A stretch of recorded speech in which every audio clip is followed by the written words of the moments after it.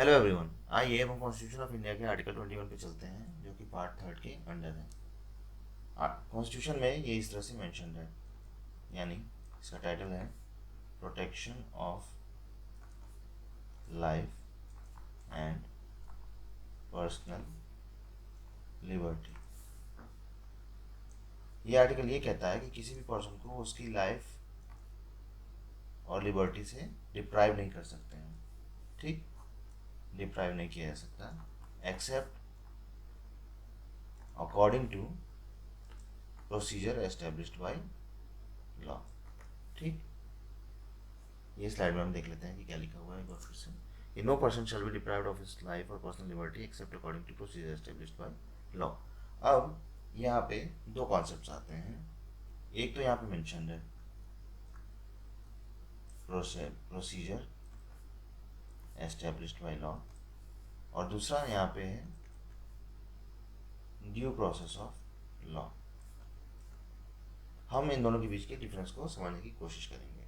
फिलहाल जो टाइटल था वो तो हम समझ गए कि किसी को अपनी पर्सनल लाइफ, अपनी लाइफ और पर्सनल लिबर्टी से आप डिप्राइव नहीं कर सकते हैं जब तक कि कोई प्रोसीजर ऐसा मेंशन नहीं है लॉ में। ठीक, अब ये जो कॉन्सेप्ट है ये ब्रिटिश या इंग्लिश कॉन्स्टिट्यूशन का कॉन्सेप्ट है। ठीक, जबकि ड्यू प्रोसेस ऑफ लॉ है यूएस कॉन्स्टिट्यूशन में। ठीक, इन दोनों टर्म्स को हम समझने की कोशिश करते हैं और इंडिया के टर्म में से देखने की कोशिश करते हैं। अब प्रोसीजर एस्टेब्लिश्ड बाय लॉ कैसे चेक होता है? ये तय तो कोर्ट करेगा कि क्या procedure established by law follow हुआ था। तो इसके टेस्ट ये हैं कि पहला हम ये देखेंगे कि क्या ऐसा कोई लॉ था जो किसी को ऑथराइज कर रहा था डिप्राइव करने के लिए। ठीक, दूसरा हम ये देखेंगे कि जिस लेजिस्लेचर ने ये लॉ बनाया क्या वो लॉ बनाने के लिए कॉम्पिटेंट था, ऐसा तो नहीं अपनी जुरिडिक्शन के बाहर का उसने लॉ बना दिया। और तीसरा, जो लेजिस्लेचर ये लॉ बना रहा था तो क्या उसने वाकई प्रोसीजर फॉलो किया था ये लॉ बनाने के लिए। ठीक, तो एक तरह से हम ये देखें तो ये आर्बिट्रेरी जो एक्शन है एग्जीक्यूटिव का उसको रोकता है। ठीक, कि किसी एग्जीक्यूटिव ने कुछ गलत तो नहीं कर दिया, उसने लॉ फॉलो किया जो कि एक कॉम्पिटेंट लेजिस्लेचर ने बनाया और प्रोसीजर को देखते हुए बनाया। लेकिन ये आर्बिट्रेरी एक्शन लेजिस्लेचर का नहीं चेक करता है। यानी हम ये तो देख रहे हैं कि कानून जो बना है उसका इम्प्लीमेंटेशन सही से हो रहा है कि नहीं हो रहा है, जिसने बनाया उसने कॉम्पिटेंसी उसकी थी या नहीं, उसने प्रोसीजर फॉलो किया कि नहीं। लेकिन हम ये नहीं देख रहे हैं कि जो लॉ बना है वो इनहेरेंटली गुड है या नहीं। ठीक, यानी जब हम प्रोसीजर एस्टेब्लिश्ड बाय लॉ की बात करते हैं तो हम ये नहीं देखते हैं कि लॉ अच्छा था या नहीं। जब हम ड्यू प्रोसेस ऑफ लॉ की बात करते हैं तो ये एक और टेस्ट उसमें इंक्लूड करता है जो कि है इनहेरेंट गुडनेस की, कि क्या वाकई लॉ सही बना था। अब ये कैसे चेक होगा? ये होगा प्रिंसिपल ऑफ नेचुरल जस्टिस को अप्लाई करके। ठीक, अब एक एग्जांपल समझने की कोशिश करते हैं कि यानी कल को कोई कानून आता है कि कुछ लोग सिटीजन माने जाएंगे, कुछ लोग नहीं माने जाएंगे। अब हम ये देखेंगे ड्यू प्रोसेस ऑफ लॉ को अगर हम नहीं देखते हैं और सिर्फ प्रोसीजर एस्टेब्लिशमेंट लॉ को देखते हैं तो प्रोसीजर क्या है कि क्या लॉ बनाने की अथॉरिटी थी पार्लियामेंट की? हाँ, पार्लियामेंट लॉ बना सकता है सिटीजनशिप को छीनने या देने के लिए, एक्वायर या लॉस कराने के लिए। ठीक, क्या कॉम्पिटेंट है वो लेजिस्लेचर? हाँ बिल्कुल, पार्लियामेंट उसके लिए कॉम्पिटेंट है। और क्या वो प्रोसीजर फॉलो करता है? प्रोसीजर यानी जो भी कानून लाने से, यानी बिल इंट्रोड्यूस करने से लेके उसके एक्ट बनने तक का जो प्रोसीजर है क्या वो फॉलो कर रहे हैं? बिल्कुल फॉलो कर रहे हैं, तो वो डिप्राइव कर सकते हैं। लेकिन जब हम ड्यू प्रोसेस ऑफ लॉ की बात करते हैं तो वो ये देखते हैं कि ये कानून जो बना है अगर ये अप्लाई होगा जिन पे, जो पॉपुलेशन पे अप्लाई हो रहा है, तो क्या वो वाकई सही है। ये डिफरेंस है इन दोनों में। ठीक, अब इंडियन कॉन्टेक्स्ट की बात करते हैं कि ए.के. गोपालन केस में वर्सेस स्टेट ऑफ मद्रास, जो 1950 में आया था केस, यानी हमारा देश नया नया आज़ाद हुआ था, उस समय जब ये बात सुप्रीम कोर्ट के पास गई तो उन्होंने बहुत ही नैरो इंटरप्रिटेशन दिया था। उन्होंने कहा हाँ, जो आर्टिकल 21 है वो सिर्फ और सिर्फ एग्जीक्यूटिव एक्शन यानी प्रोसीजर एस्टेब्लिश बाय लॉ को ही फॉलो कर रहा है, जिसमें वो एग्जीक्यूटिव एक्शन को तो कंडेम कर रहा है कि चेक कर रहा है कि वो सही है कि नहीं, लेकिन लेजिस्लेटिव एक्शन को वो नहीं देख रहा कि आर्बिट्रेरी है या नहीं। यानी स्टेट किसी को भी डिप्राइव कर सकती है उसे लाइफ और लिबर्टी से, अगर वो प्रोसीजर एस्टेब्लिश बाय लॉ को फॉलो कर रही है। ठीक, लेकिन बाद में 1978, 28 साल बाद 1978 में सुप्रीम कोर्ट के सामने जब केस आया था Maneka Gandhi versus union of India 1978 case में, ये इनका नाम की जो स्पेलिंग है वो मनेका ही है, भले इनको मेनका बुलाया जाता है।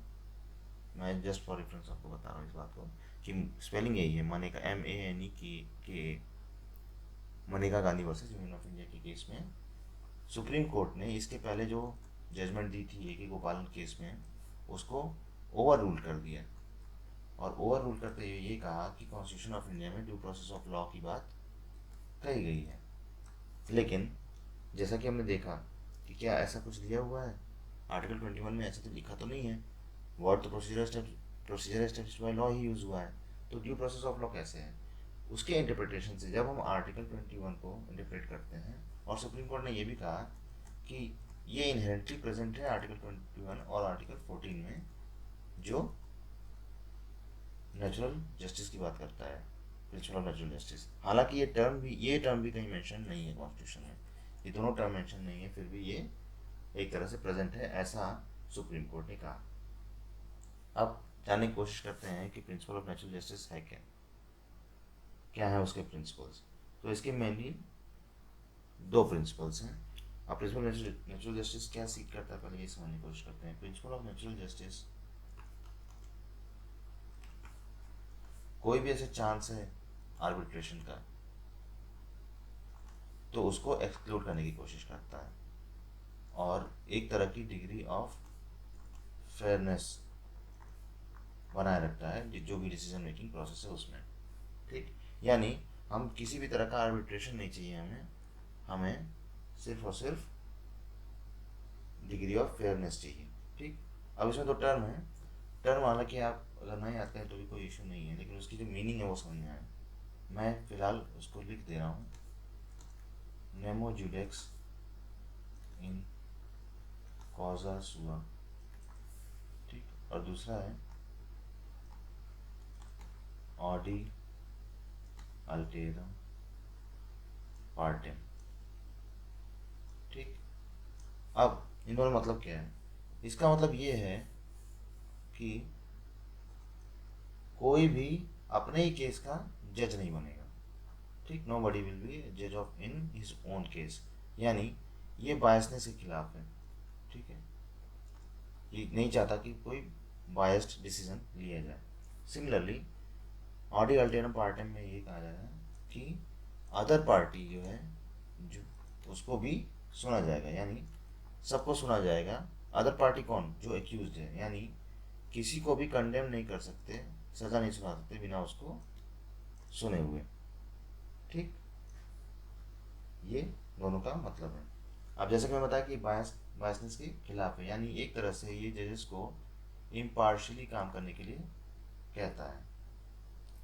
यानी अगर हम इसको देखें तो इसका साफ साफ ये कहना है कि हम सोलली एविडेंस बेस्ड काम करेंगे किसी भी केस में, इसलिए हम ये प्रिंसिपल को फॉलो कर रहे हैं। और दूसरा, सबको फेयर हियरिंग का चांस मिलेगा, यानी सबकी बात सुनी जाएगी, सबको बोलने का मौका दिया जाएगा और सबकी बात सुनी जाएगी।